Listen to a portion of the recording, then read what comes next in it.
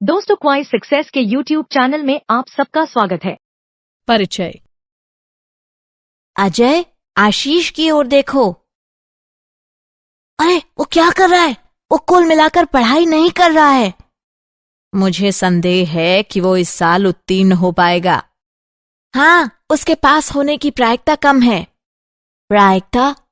ये क्या है? इसका मतलब संभावना है। आओ, मैं तुम्हें प्रायिकता के बारे में विस्तार से बताता हूँ। उद्देश्य। इस पाठ के अंत में आप निम्न करने में सक्षम हो जाएंगे।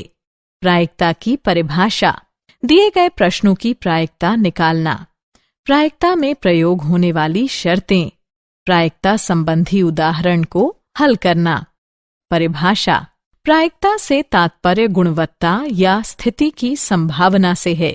प्रायिकता के मामले में प्रयोग होने वाले शब्द हैं सबसे ज्यादा संभावना, संभव, अवसर, संदेह, संभव है आदि। मुझे संदेह है कि वह आएगा। ऐसे शब्दों में अनिश्चितता शामिल होती है।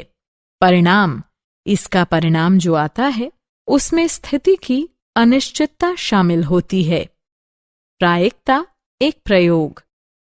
हमें प्रयोगात्मक रूप से प्रायिकता प्रयोग के बार बार होने और विशेष परिणाम के घटने का संयोग होता है।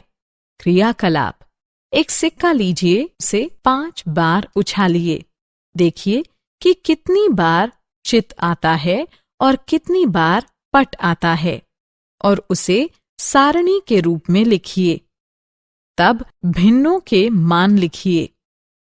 चित आने की संख्या बटे सिक्का उछालने की कुल संख्या, और दूसरा है पट आने की संख्या बटे सिक्का उछालने की कुल संख्या। सिक्के को और अधिक बार उछालकर चित और पट आने की संख्या लिख लीजिए, जो कि भिन्न का मान 0.5 के निकट होता जाएगा। इसी तरह हम प्रयोग के लिए डाइस या 2 सिक्कों या ताश के पत्तों का प्रयोग कर सकते हैं। प्रायिकता के प्रयोग की शर्तें। आगे बढ़ने से पहले जानते हैं कि प्रायिकता का आधारभूत प्रयोग क्या है। परीक्षण। परीक्षण एक कार्रवाई है जिसके परिणाम एक या कई हो सकते हैं। उदाहरणार्थ, हर बार सिक्का उछालने और हर बार पासा फेंकने को परीक्षण कहते हैं। घटना। एक घटना एक प्रयोग के लिए कहा जा सकता है कि प्रयोग के कुछ परिणामों का संग्रहण होता है। प्रायोगिक या अनुभविक प्रायिकता एक अनुमान होता है जो उस घटना पर आधारित होता है जिसमें बड़ी संख्या में एक ही अभिप्रयोग होता है। प्रायोगिक या अनुभविक प्रायिकता जो पीई है, जो घटना के घटने की अनुभविक प्रायिकता निम्न से परिभाषित है। पीई बराबर अभिप्रयोगों की संख्या जिनमें घटना घटी है बटे अभिप्रयोगों की कुल संख्या। प्रायिकता के उदाहरण, एक सिक्के को 500 बार उछालने पर हमें यह प्राप्त होता है चित 245, पट 255। प्रत्येक घटना के घटने की प्रायिकता ज्ञात की जाती है। हल। सिक्के को 500 बार उछाला गया, इसलिए कुल अभिप्रयोगों की संख्या हुई 500। कितनी बार घटना हुई उसे ई कहेंगे। चित आने वाले की संख्या 245, इसलिए ई की प्रायिकता बराबर चित आने की संख्या बटे अभिप्रयोगों की कुल संख्या, जो कि 245 बटे 500 अर्थात 0.49 के बराबर है। इसी तरह पट आने की घटना की प्रायिकता बराबर है पट आने की संख्या बटे अभिप्रयोगों की कुल संख्या, जो कि 255 बटे 500 अर्थात 0.51 के बराबर है। यहाँ हम देख सकते हैं कि ई की प्रायिकता जमा एफ की तरफ प्रायिकता 0.49 जमा 0.51 यानी 1 है। साथ ही ई और एफ सभी अभिप्रयोगों के सिर्फ 2 संभावित परिणाम नजर आते हैं। उदाहरण, एक चरखी में 4 समान क्षेत्र में रंग है पीला, नीला, हरा और लाल। चरखी को घुमाने पर हर बार रुकने की रंग की प्रायिकता क्या होगी? हल: हर अभिप्रयोग पर संभावित परिणाम है पीला, नीला, हरा और लाल। अब प्रायिकता का पता लगाते हैं। पीले रंग की प्रायिकता होगी पीले रंग पर रुकने की संख्या बटे कुल रंगों की संख्या जो 1/4 होगा।